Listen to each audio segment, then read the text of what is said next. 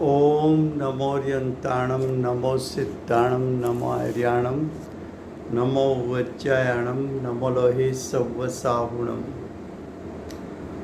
મંગલમ ભગવાન વીરો મંગલમ ગૌતમો ગણી મંગલમ કુંદ કુંદાર્યો જૈન ધર્મોસ્તુ મંગલમ. ઓમકાર બિંદુ સંયુક્તમ નિત્યમ જાયંતી યોગિના કામદમ મોક્ષદમ ચેવ ઓમકારાય નમો નમઃ. અહોપકાર જીનવરનો કુંદનો ધ્વનિ દિવ્યનો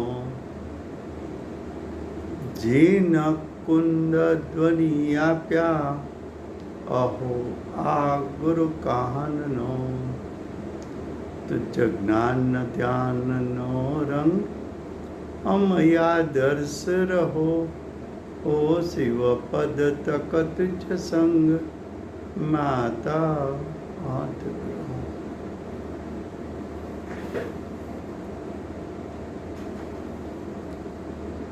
આ સમયસાર નામનું પરમ અધ્યાત્મ શાસ્ત્ર છે. ભગવત કુંકુંદાચાર્ય દેવે હું સમયસારને કહીશ એવી મૂળ પ્રતિજ્ઞા કરી છે.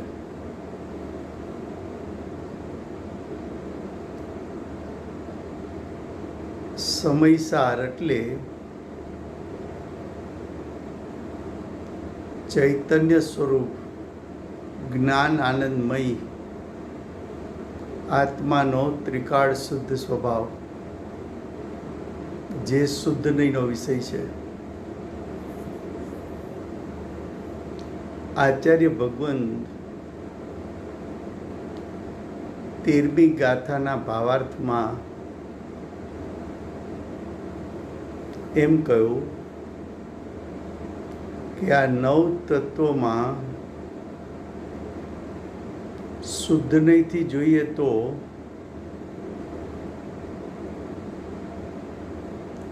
ચૈતન્ય ચમત્કાર માત્ર પ્રકાશરૂપ પ્રગટ થઈ રહ્યો છે.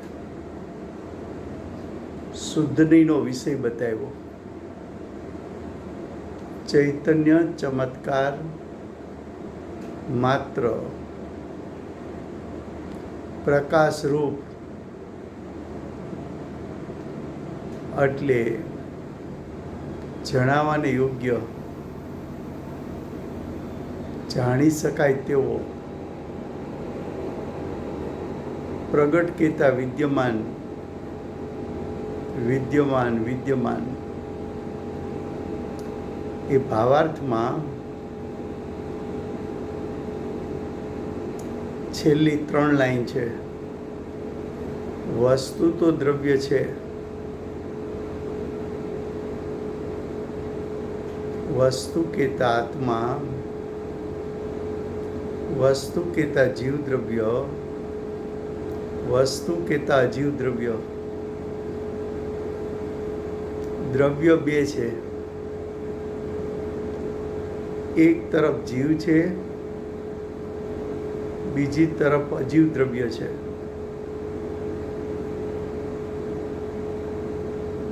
જીવ કે દ્રવ્ય કહેતા પરિણમતો જીવ, અજીવ દ્રવ્ય કહેતા પરિણમતો અજીવ દ્રવ્ય. પછી એમ કે છે ને દ્રવ્યનો નિજભાવ દ્રવ્યની સાથે જ રહે છે. દ્રવ્યમાં ઉત્પન્ન થતા પરિણામ, નિજ ભાવ કહેતા ઉત્પન્ન થતા પરિણામ,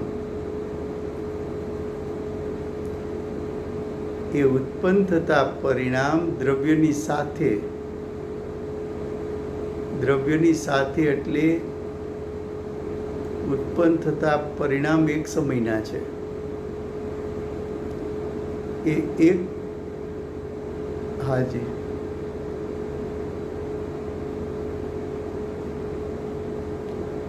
ઉત્પન્ન થતા પરિણામ છે એક સમયના, એ દ્રવ્યની સત્તા સાથે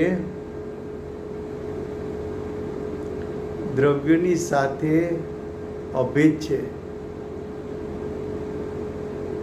क्या कहा? 13वीं गाथा का भावार्थ चलता है. उसकी लास्ट 3 लाइन है. वस्तु जिसमें अनंत गुण बसे हैं उसको वस्तु कहने में आता है.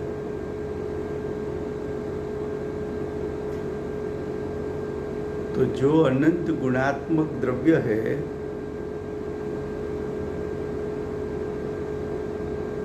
उसका जो निज भाव है, निज भाव का अर्थ प्रति समय उत्पन्न होने वाली पर्याय. जीव की सत्ता में जीव की पर्याय उत्पन्न होती है,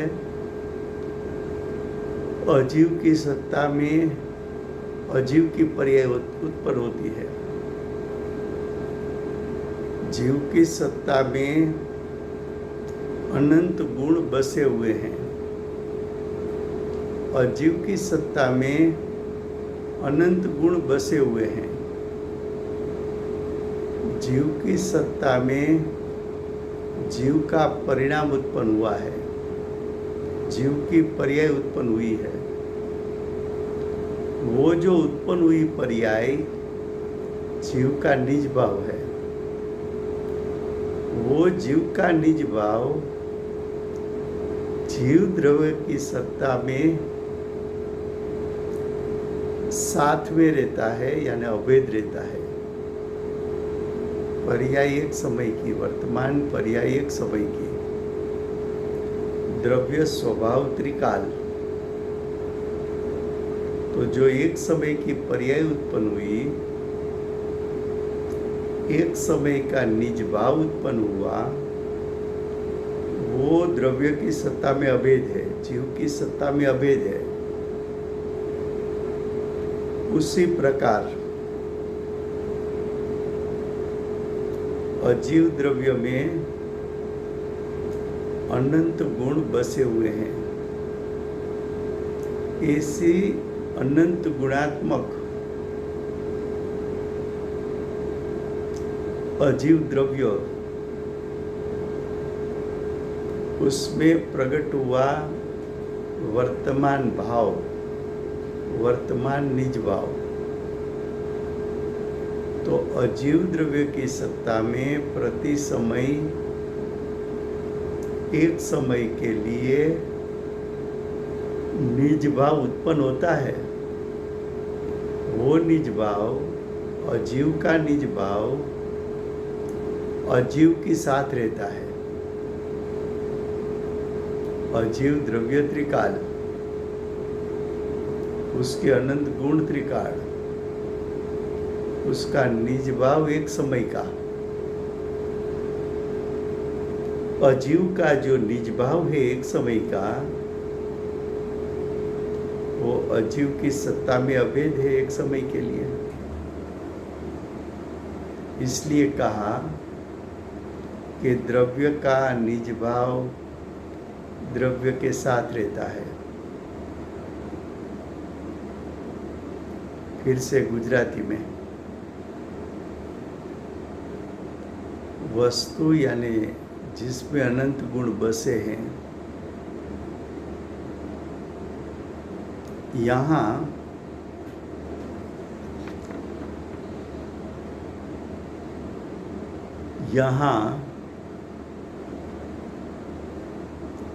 नौ तत्व की बात बताना है ना.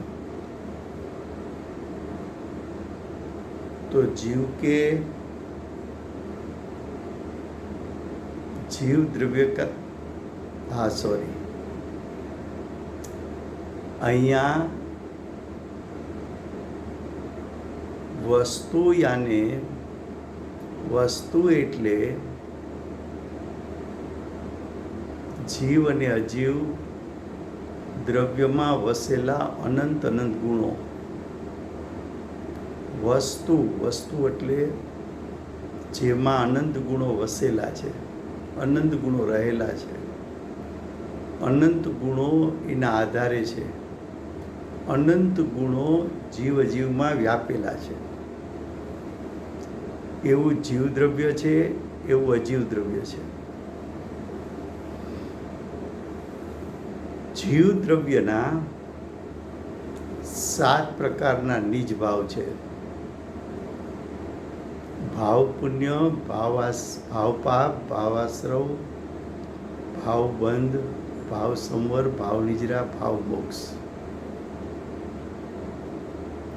અજીવ દ્રવ્ય એટલે અહીંયા કર્મતંત્ર લેવું છે.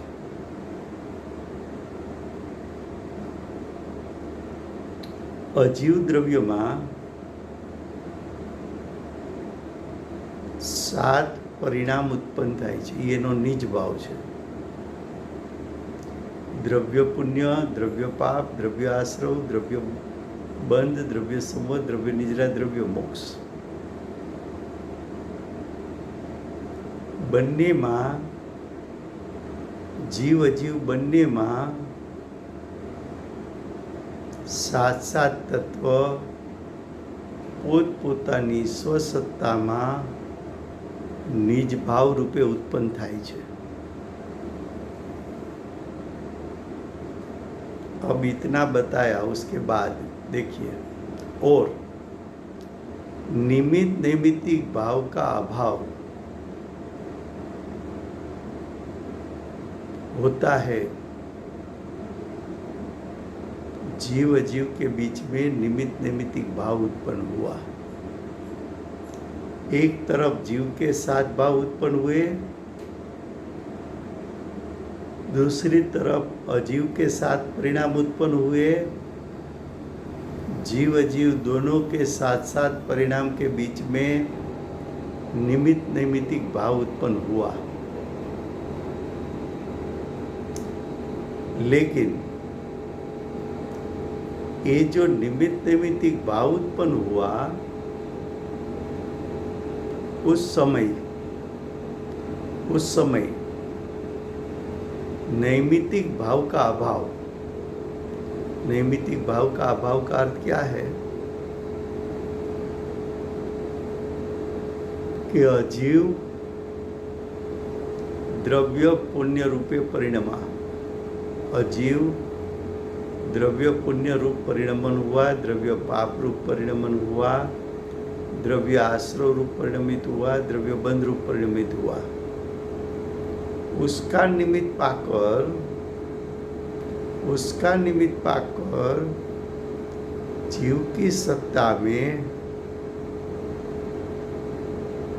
भाव पुण्य, भाव पाप, भाव आश्रव, भाव बंध खड़ा हुआ. लेकिन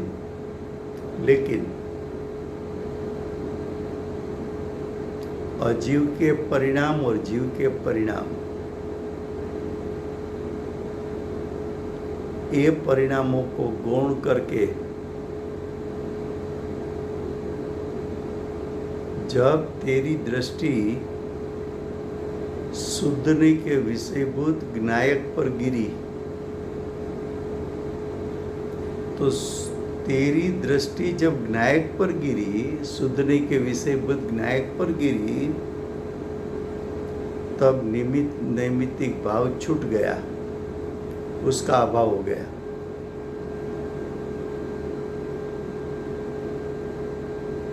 क्या कहा फिर से गुजराती में? जीव ने अजीव वच्चे निमित्त नैमित्तिक संबंध छे. केवा प्रकारनो निमित्त नैमित्तिक संबंध छे कि कर्म का उदय आया, जीव उसमें जुड़ गया, तो जीव की दशा में भाव पुण्य, भाव पाप, भाव आश्रव, भाव बंध खड़ा हुआ. जब जीव की सत्ता में भाव पुण्य, भाव पाप, भाव आश्रव, भाव बंध खड़ा हुआ, तो उसका निमित्त पाकर नया कर्म का बंध हुआ। ऐसा निमित्त नैमित्तिक संबंध जीव और कर्म के बीच में है। लेकिन जीव ने कर्म के उदय का लक्ष्य छोड़ दिया, अजीव का लक्ष्य छोड़ दिया। जीव ने लक्ष्य किया ज्ञायक स्वभाव का, शुद्धने के विषयभूत ज्ञायक का लक्ष्य किया। जब ज्ञायक का लक्ष्य किया और निमित्त का लक्ष्य छूट गया, तब निमित्त नैमित्तिक संबंध नहीं रहता है, तब निमित्त नैमित्तिक संबंध छूट जाता है।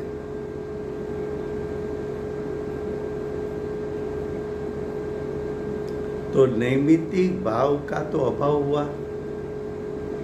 उसका जब अभाव होता है, इसलिए शुद्धने से जीव को जानने से सम्यक दर्शन की प्राप्ति हो सकती है। सम्यक दर्शन कब प्रकट होगा? तो कि एक तरफ जीव के परिणाम है अज्ञान दशा में, अज्ञान दशा में परिणाम जीव का है पुण्य पाप आश्रव बंध। दूसरी तरफ अजीव का भी परिणाम है पुण्य पाप आश्रव बंध। दोनों के बीच में निमित्त नैमित्तिक संबंध है। ये संबंध पर्याय में है। जब तक तेरा लक्ष्य पर्याय पर है, जब तक तेरा लक्ष्य निमित्त नैमित्तिक संबंध पर है, तब तक तुझे सम्यक दर्शन प्राप्त नहीं होता।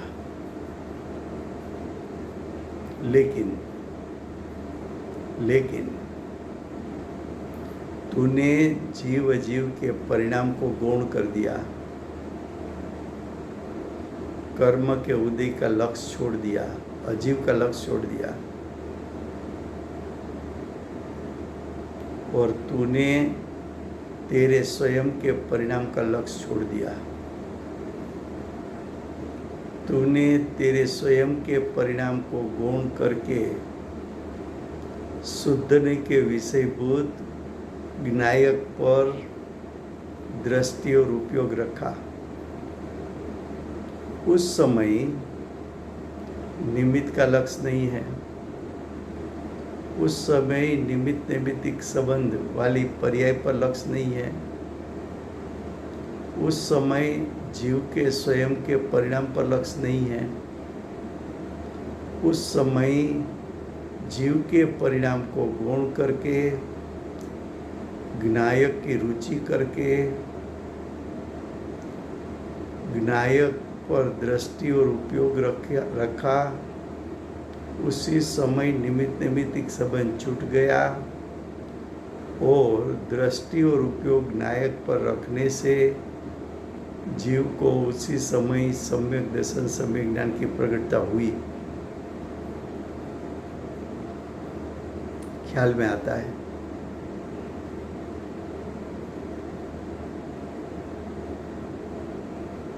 ये बात मार्मिक हाँ, ये बात मार्मिक इसलिए है कि हर प्रत्येक अधिकार में निमित्त नैमित्तिक संबंध तो आचार्य भगवान दिखाएंगे, उसका ज्ञान भी कराएंगे। उसको दिखाया क्यों? क्योंकि निमित्त नैमित्तिक संबंध जैसा है वैसा ज्ञान कराने के लिए। ज्ञान कराने के बाद तेरा प्रयोजन क्या है? तो कि तेरा प्रयोजन तो सम्यक दर्शन, सम्यक ज्ञान, सम्यक चारित्र प्रकट करने का प्रयोजन है। तो निमित्त नैमित्तिक संबंध का ज्ञान किया, किस लिए किया? कि निमित्त नैमित्तिक संबंध का लक्ष्य करने से सम्यक दर्शन, सम्यक ज्ञान प्रकट नहीं होता है, इसलिए ज्ञान कराया।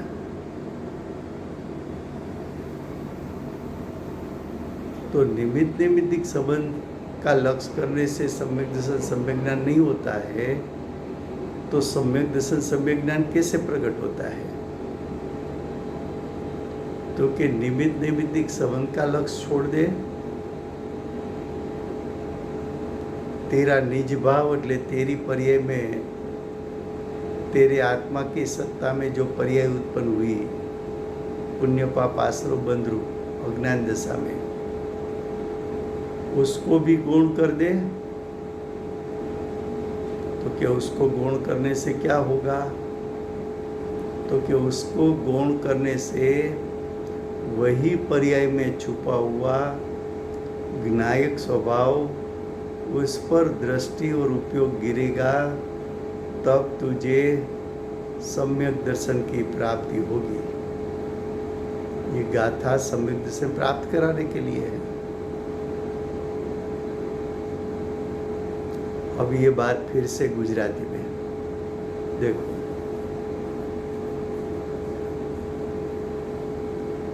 कि जीव અને કર્મતંત્ર વચ્ચે કેવા પ્રકારનો નિમિત્ત નૈમિત્તિક સંબંધ છે? તો કે કર્મનો ઉદય આવવો, જીવ એમાં જોડાતા, જીવની સત્તામાં પુણ્ય પાપ આશ્રવ બંધ ઉત્પન્ન થાય છે અને જીવની સત્તામાં પુણ્ય પાપ આશ્રવ બંધ ઉત્પન્ન થયા, એનું નિમિત્ત પામીને નવું કર્મ બંધાય છે।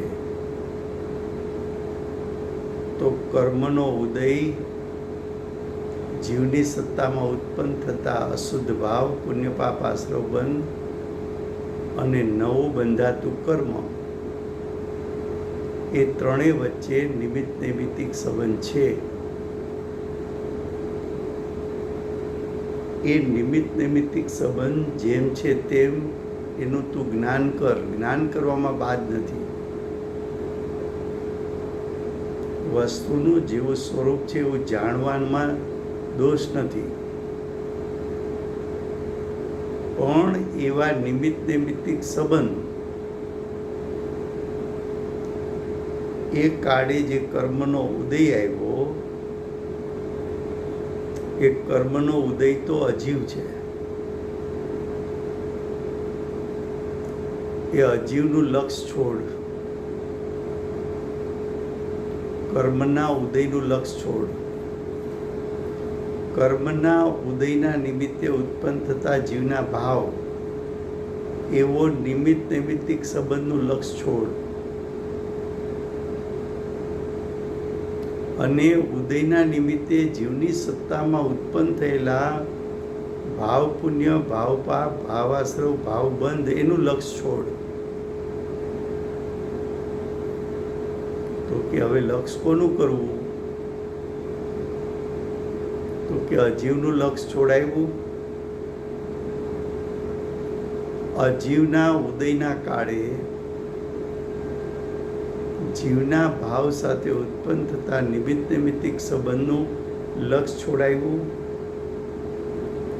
પોતાની જ સત્તામાં ઉત્પન્ન થતા પુણ્ય પાપ આશ્રવ બંધનું લક્ષ છોડાવ્યું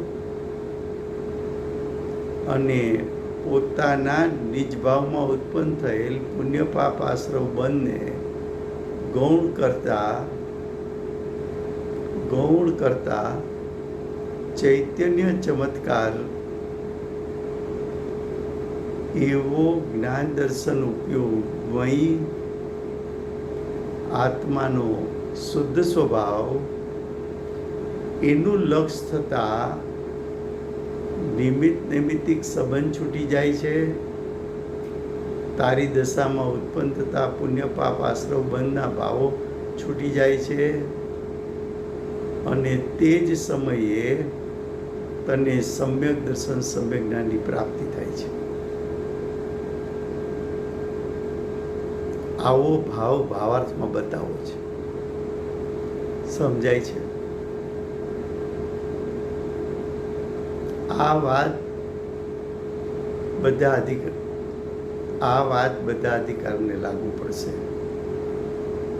પુણ્ય પાપ અધિકાર છે, ત્યાં પણ નિમિત્ત નૈમિત્તિક સંબંધ છે, કર્મનો સદભાવ છે. આશ્રવ અધિકાર છે, ત્યાં પણ નિમિત્ત નૈમિત્તિક સંબંધ છે. સંવર નિજરામાં કર્મના અભાવનું નિમિત્તપણું છે. બંધમાં કર્મના સદભાવનું નિમિત્તપણું છે. અને મોક્ષમાં સર્વ કર્મના અભાવનું નિમિત્તપણું છે. એવા કર્મના સદભાવ કે અભાવ એ અજીવ દ્રવ્ય છે. એનું લક્ષ છોડવું એટલે કર્મના ઉદયનું, કર્મના સદભાવનું કે કર્મના અભાવનું લક્ષ છોડવું, કર્મના નિમિત્તે ઉત્પન્ન થતા જીવના ભાવ એનું લક્ષ છોડવું અને જીવના ભાવમાં ઉત્પન્ન થતા જીવના ભાવમાં છુપાયેલા જ્ઞાયકનું લક્ષ કરવું, તો તને સમ્યક દર્શન સમ્યક જ્ઞાનની પ્રાપ્તિ થશે. આ સમ્યક દર્શન પ્રાપ્ત કરવાની કળા 13મી ગાથાના ભાવાર્થમાં જ્ઞાનીઓ તને દર્શાવે છે કે સમ્યક દર્શન પ્રાપ્ત ક્યારે થશે? તો કે અજીવનું લક્ષ છોડ. જીવ અજીવના નિમિત્ત નૈમિત્તિક સંબંધી પર્યાય છે, એનું લક્ષ છોડ. તારી સત્તામાં ઉત્પન્ન થતા પુણ્ય પાપ આશ્રવ બંધનું લક્ષ છોડ. તો લક્ષ કોનું કરવું? તારા જ્ઞાયકનું લક્ષ કર. માટે इसलिए शुद्ध नहीं से जीव को जानने से सम्यक दर्शन की प्राप्ति हो सकती है. जब तक भिन्न भिन्न नव पदार्थ पुण्य पाप आश्रव बंध संवर निजरा मोक्ष वो तो पर्याय है. वो पर्याय जीव का भी निज भाव है और अजीव में अजीव का निज भाव है. उसको भिन्न भिन्न जानना वो तो व्यवहार हो गया, और व्यवहार के विषयों का लक्ष्य करने से सम्यक दर्शन तो प्राप्त होता नहीं. तो नौ पदार्थ को भेदरूप जानना तो व्यवहार है. तो नौ पदार्थ को भेदरूप जानना वो छोड़ दे. नौ तत्व में एक रूप छुपा हुआ शुद्धने के विषयभूत आत्मा, उसको जान ले. तब पर्याय बुद्धि छूट जाएगी, पर्याय में अहमपना छूट जाएगा. पुण्य पाप आश्रव बंध संवर निजरा मोक्ष, उसका जो लक्ष्य था वो छूट जाएगा.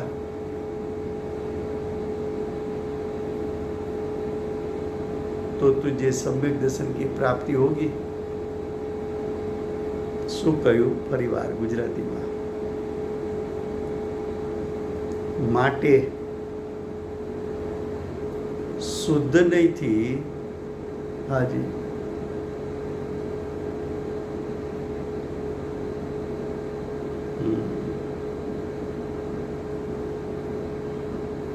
जो मलिन पानी है उसमें पानी का निर्मल स्वभाव कैसा छुपा है। मलिनता हट गई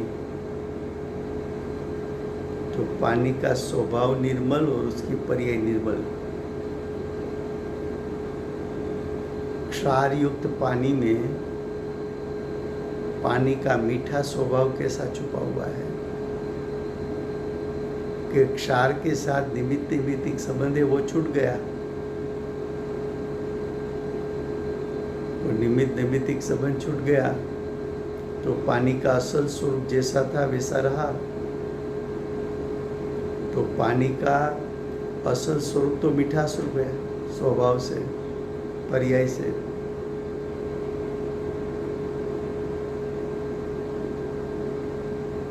उष्ण पानी में शीतलता कैसी छुपी है। अग्नि का संग छोड़ दिया, निमित्त का संग छोड़ दिया, निमित्त का लक्ष्य छोड़ दिया तो पानी में नैमित्तिक दशा उत्पन्न नहीं हुई। कर्म का उदय का लक्ष्य किया तो जीव की सत्ता में नैमित्तिक दशा प्रकट हुई, मलिन दशा प्रकट हुई। ज्ञान आवृत हो गया, दर्शन आवृत हो गया, आश्रव का श्रद्धा का परिणाम विपरीत हो गया, चारित्र का परिणाम विपरीत हो गया। कर्म के संग में सब कर्म से जीव छूट गया तो ज्ञानावरणी, दर्शनावरणी, मौनी कर्म नहीं रहा। लेकिन वो निमित्त नैमित्तिक संबंध छूटेगा कब? निमित्त नैमित्तिक संबंध का लक्ष्य करने से छूटेगा कि आत्मा के शुद्ध स्वभाव का लक्ष्य करने से छूटेगा? ख्याल में आता है। देखो, पानी ने मिट्टी का संग किया तो अब तो निमित्त नैमित्तिक संबंध हो गया पानी और मिट्टी के बीच में, और पानी मलिन दिखने लगा। लेकिन मिट्टी का संग छोड़ दिया, निमित्त नैमित्तिक संबंध छूट गया। पानी ने क्षार का संग किया तो निमित्त नैमित्तिक संबंध के कारण पानी की मिठास तिरोभूत हो गई, छुप गई। तो अब क्या करना है? तो फिर क्षार का संग छोड़ दे, निमित्त नैमित्तिक संबंध छोड़ दे। ख्याल में आता है। तो देखो आगे,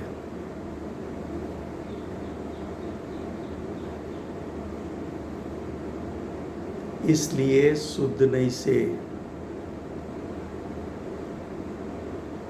जीव को जानने से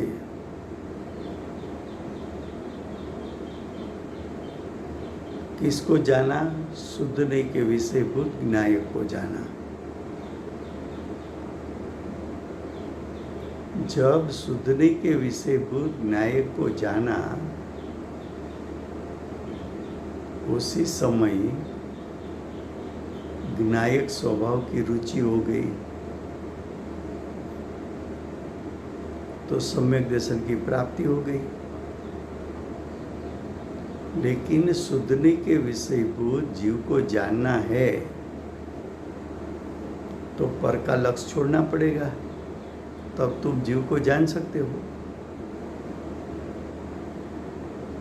तो पर का लक्ष्य यानी अजीव का लक्ष्य छोड़ा, जीव अजीव के बीच में निमित्त नैमित्तिक संबंध से उत्पन्न हुई पर्याय का लक्ष्य छोड़ दिया, स्वयं की क्षणिक पर्याय का लक्ष्य छोड़ दिया। ये वहाँ सभी जगह से लक्ष्य छूटा, वो सभी स्थान से हूँपना छूट गया और ज्ञायक स्वभाव में हूँपना हो गया। विनायक स्वभाव की रुचि हो गई, तो सम्यक दर्शन की प्राप्ति हो गई।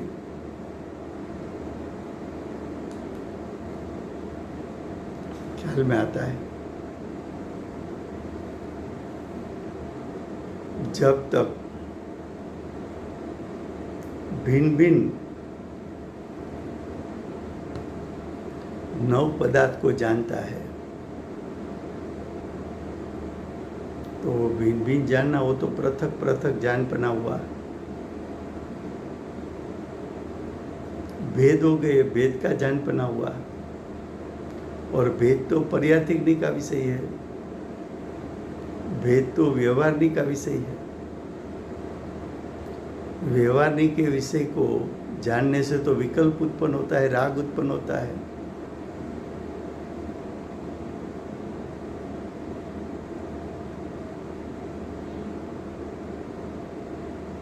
तो उसने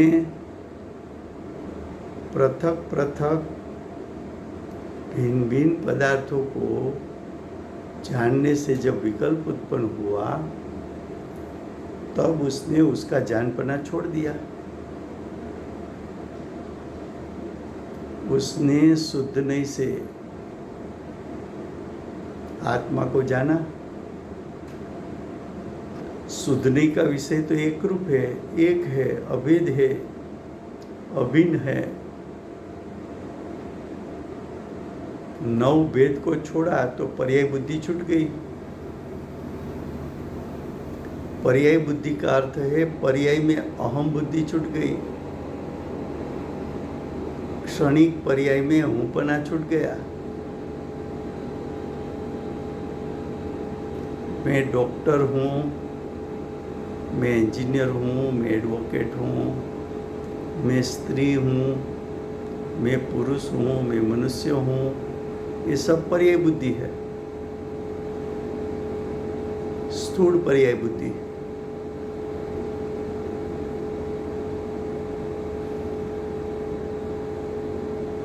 लेकिन चिंतन मनन में बैठे हो और तेरे स्वयं के परिणाम का निरीक्षण करते हो, तब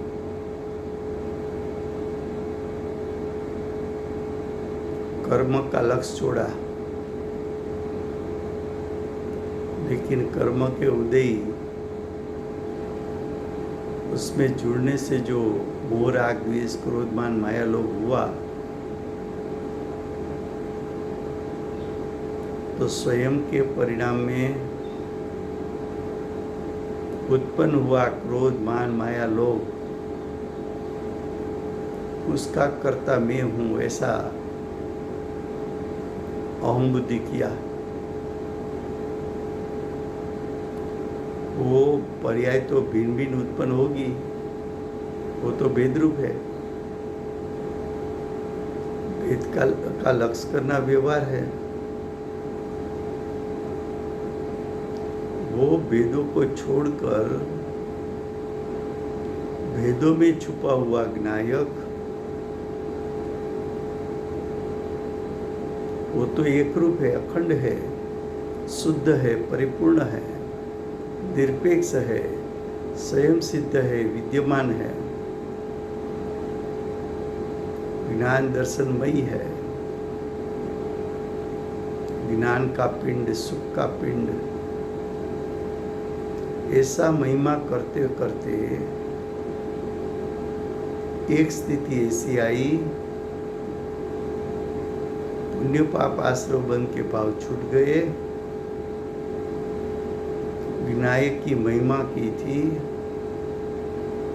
वो विनायक की महिमा के वेग जो उत्पन्न हुआ, एक समय ऐसा आया कि विनायक ग्रहण करने का विकल्प छूट गया और विनायक को ग्रहण कर लिया। तो पर्याय में से पर्याय बुद्धि छूट गई, अहमपना छूट गया। पर्याय जितना मैं हूँ ये भाव छूट गया, पर्याय की महिमा छूट गई। मैं ज्ञायक हूँ, त्रिकाल हूँ, शुद्ध हूँ, परिपूर्ण हूँ, शक्ति रूप सामर्थ्य वाला हूँ। वहाँ अहम बुद्धि हो गई, हूँपना हो गया, उसी समय सम्यक दर्शन प्रकट हो गया। ये हुआ भावार्थ। हमने 13वीं गाथा में पहले भावार्थ पढ़ा था, अब टीका पढ़ते हैं। देखिए,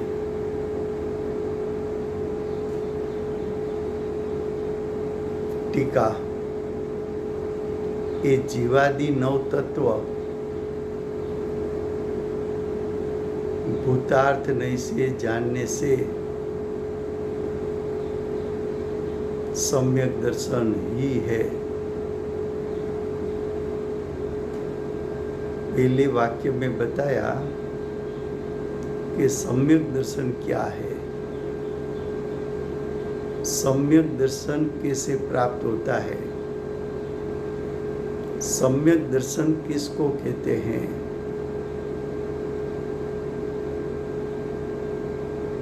तो बताया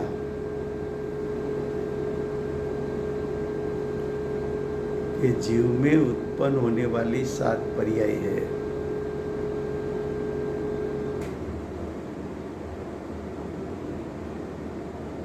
वो 7 पर्याय रूप जीव परिणमित होता है। ये जीव की 7 पर्याय में अजीव की 7 पर्याय निमित्त रूप है। या तो अजीव सद्भाव रूप निमित्त रहे, या तो अजीव अभाव रूप निमित्त है।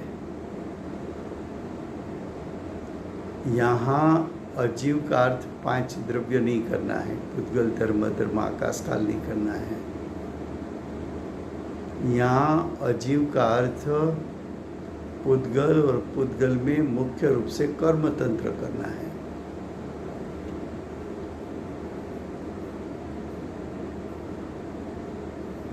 क्या कहा कि ये जीवादि, जीव अजीव और उसके साथ साथ परिणाम, ऐसा करके 9। उसमें 2 द्रव्य रूप है, 7 पर्याय रूप है। जीव अजीव द्रव्य रूप है, जीव के 7 परिणाम है, अजीव के 7 परिणाम है। ऐसा मिला के 9 हुआ। ये 9 तत्व जीव के नाम का पदार्थ ज्ञान दर्शनमय है, त्रिकाल है, अनादि का है, अनंत काल तक रहने वाला है। अजीव भी त्रिकाल द्रव्य है, अनादि से अनंत काल रहने वाला है। जीव में ऐसी योग्यता है कि कर्म तंत्र के साथ उसका निमित्त नैमित्तिक संबंध बन सके। अजीव में ऐसी योग्यता है कि उसको जीव के साथ संबंध हो सके। दोनों में ऐसी योग्यता है कि जीव अजीव के साथ संबंध बना सके और जीव जीव के साथ संबंध बना सके। ऐसा संबंध है अनादिकाल का। जीव और कर्म तंत्र के बीच में ऐसा संबंध अनादिकाल का है। जैसी तरह जो खान है, जहाँ से मेटल निकलती है, वहाँ मिट्टी और मेटल अनादिकाल से जमीन में है दोनों। फिर भी मेटल मिट्टी नहीं है, मिट्टी मेटल नहीं है। मिट्टी और मेटल दोनों भिन्न भिन्न पदार्थ है, लेकिन जमीन में अनादिकाल से दोनों पड़ा हुआ है संबंध में। आपको अगर आप जानकार नहीं हैं तो मालूम नहीं पड़ेगा कि ये मिट्टी में सोना है, ऐसा मालूम नहीं पड़ेगा। उसको जानने वाला मिट्टी को देखकर इसमें सोना है ऐसा विश्वास कर सकता है। उसी प्रकार जीव और अजीव का संबंध अनादिकाल का है।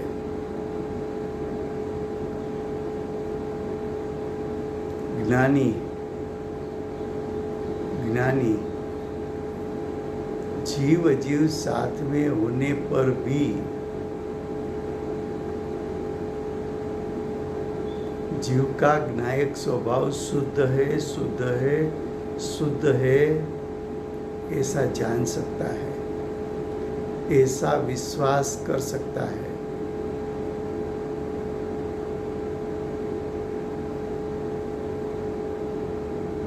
अब देखो, ये जीवादि 9 तत्व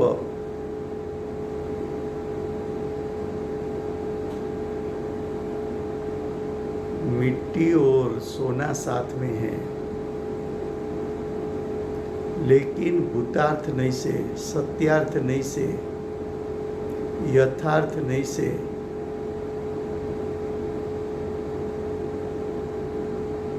आपको ऐसी दृष्टि प्रकट करनी है कि मिट्टी में सोना और सोना का शुद्ध स्वरूप, उसका श्रद्धान और ज्ञान आप कर सके। आपको दृष्टि और ज्ञान इतना तीक्ष्ण करना है कि जीव और कर्म के साथ निमित्त नैमित्तिक संबंध के काल में जीव पदार्थ और अजीव पदार्थ भिन्न भिन्न है। दोनों के परिणाम अपनी अपनी ईश्वर सत्ता में होता है, और जीव की सत्ता में जो परिणाम उत्पन्न होता है उसको गौण करके,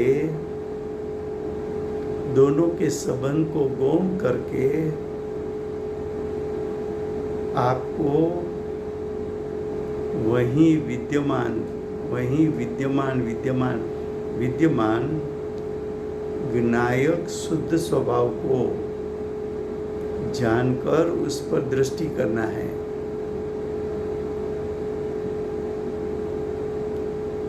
उसको जानकर दृष्टि ग्रहण कर ले। सिर्फ जानना नहीं है, जानना तब कहलाएगा कि जानने के साथ साथ दृष्टि शुद्ध नहीं के विषयभूत ज्ञायक को ग्रहण कर ले,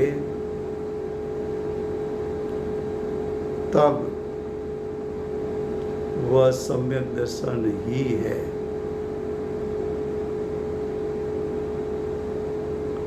फिर से गुजराती में,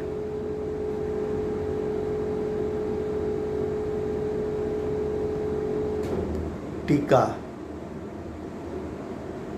आ जीवादि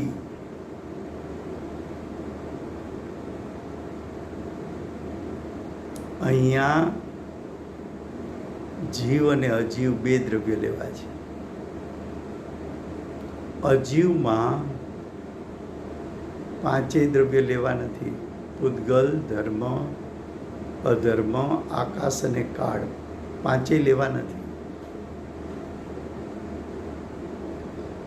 માત્ર અજીવ એટલે કર્મતંત્ર।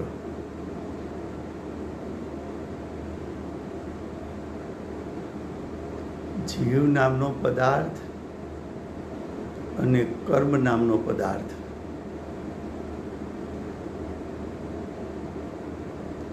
માટી અને સોનું જેમ ખાણમાં અનાદિકાળથી સંયોગ સંબંધ રૂપે છે,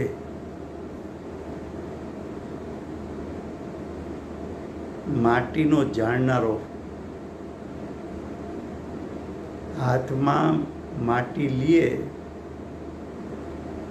તો માટીના જાણનારને એમાં શુદ્ધ નહીંથી જોવે તો સોનું દેખાય છે, ને માટીને નહીં જાણનારો એ તો માટીમાં છુપાયેલું સોનું,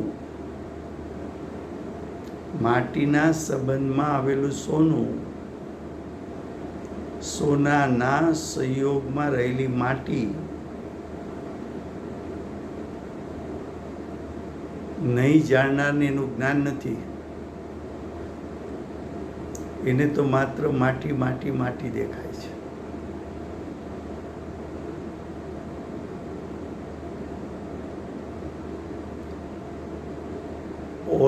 ઓઇલ કાઢે જમીનમાંથી,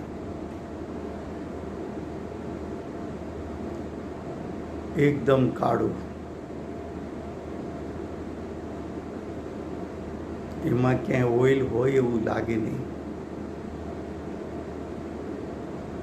પણ એને શુદ્ધિ કરતા જાય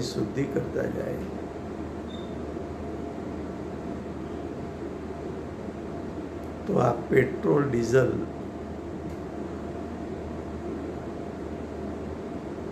પણ એને જાણનારો જમીનનું ખોદાણ કરીને ડ્રિલિંગ કરીને બહારમાં આવેલો અંદરમાંથી આવેલું અનેક પદાર્થો સાથે મિશ્ર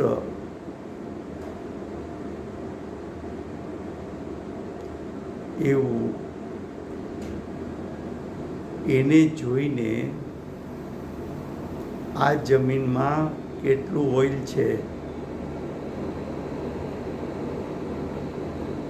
અહીંયા ઓઇલનો જથ્થો કેટલો છે, એને જાણનારો જાણી લે છે.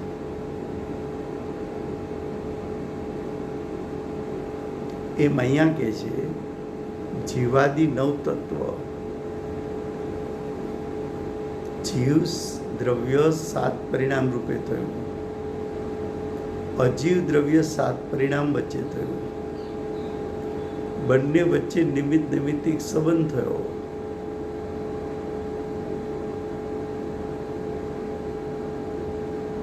એ સંબંધ અનાદિકાળથી જીવ અને કર્મનો ચાલ્યો આવે છે. એકલો શુદ્ધ જીવ ક્યારેય અજ્ઞાનીએ જોયો નથી, કારણ કે પોતે અનાદિકાળથી કર્મથી બંધાયેલો છે. અનાદિથી આજ દિવસ સુધી જ્ઞાન અને દ્રષ્ટિને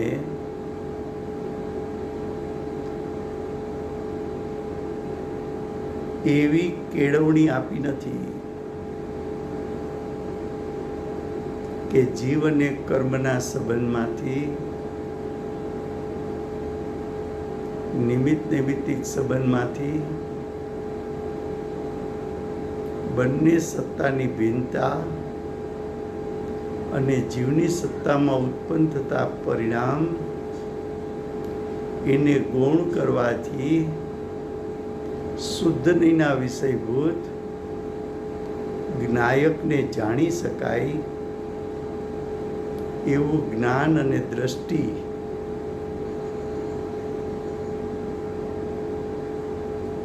એનું ડ્રિલિંગ ક્યારે લીધું નથી.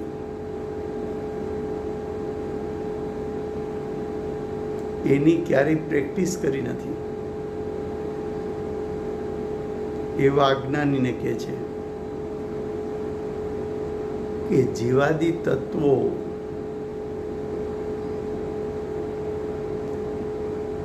કઈ નહીંથી જાણવા?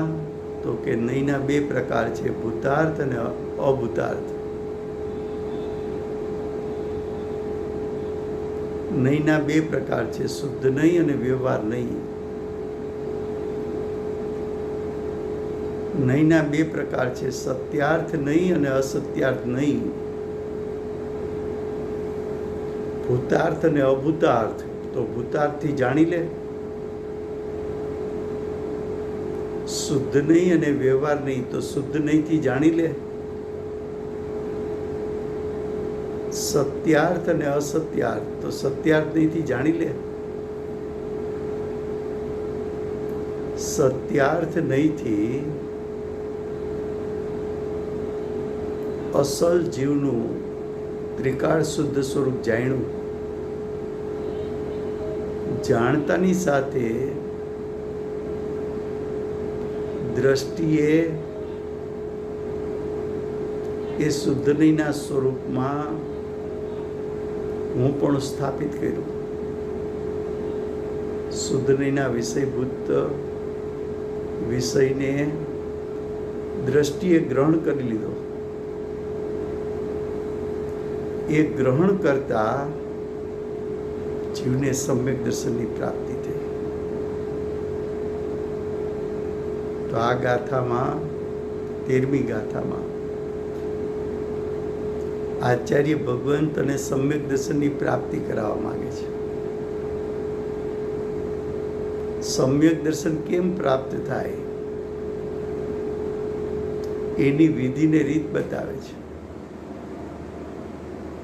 સમ્યક દર્શન પ્રાપ્ત કરવા શું કરવું, કઈ નહીંનો પ્રયોગ કરવો, કઈ નહીંના વિષયભૂત વિષયને ગ્રહણ કરવું. આ ગાથામાં આચાર્ય ભગવાન બતાવે છે. હવે કે છે આ નિયમ કહ્યો.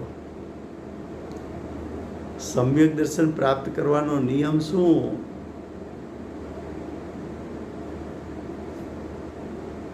તો કે છે સમ્યક દર્શન પ્રાપ્ત કરવાનો નિયમ એ કે ભૂતાર્થ નહીં એને વિષયભૂત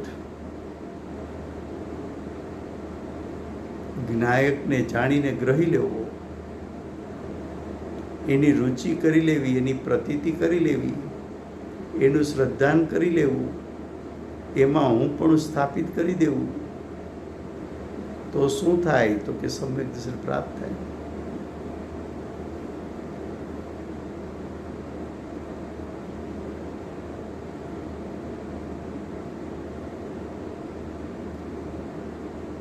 તો હવે કે છે આ નિયમ કયો? કારણ કે તીર્થની એટલે કે વ્યવહાર ધર્મની પ્રવૃત્તિ અર્થે અભૂતાર્થ નહીંથી કહેવામાં આવે છે એવા 9 તત્વો શુદ્ધ નહીંનો વિષય તો એક છે, ભૂતાર્થ નહીંનો વિષય તો એક છે, સત્યાર્થ નહીંનો વિષય તો એક છે, પણ વ્યવહાર નહીંનો વિષય અનેક છે, અભૂતાર્થ નહીંનો વિષય અનેક છે, असत्यार्थ नहींनो विषय अनेक है। शू कहूं? क्या कहा? शुद्ध नहीं का विषय कहो, उतार्थ नहीं का विषय कहो, सत्यार्थ नहीं का विषय कहो, तीनों नहीं एक ही है। तीनों नहीं का विषय तो सिर्फ आत्मा का शुद्ध स्वभाव है।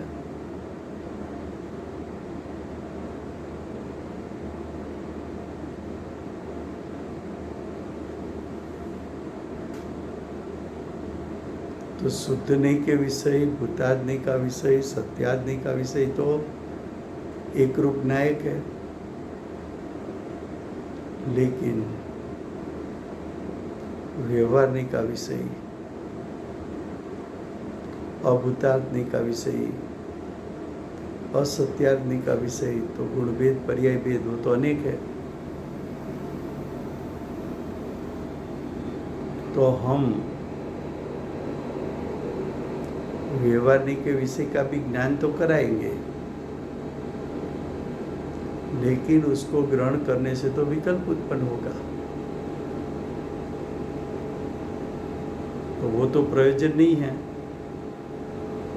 इसलिए शुद्धने का विषय उसको ग्रहण करके सम्यक दर्शन प्राप्त कर ले। समय हो गया है।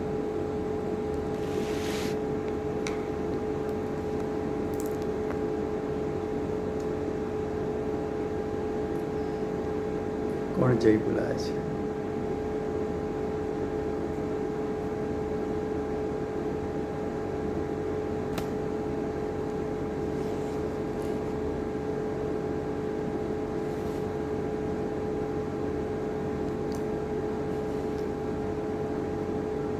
તમે બોલાવી દો।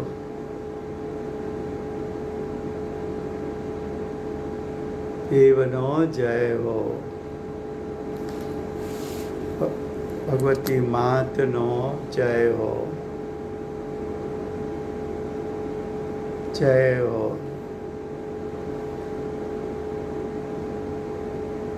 જય હો।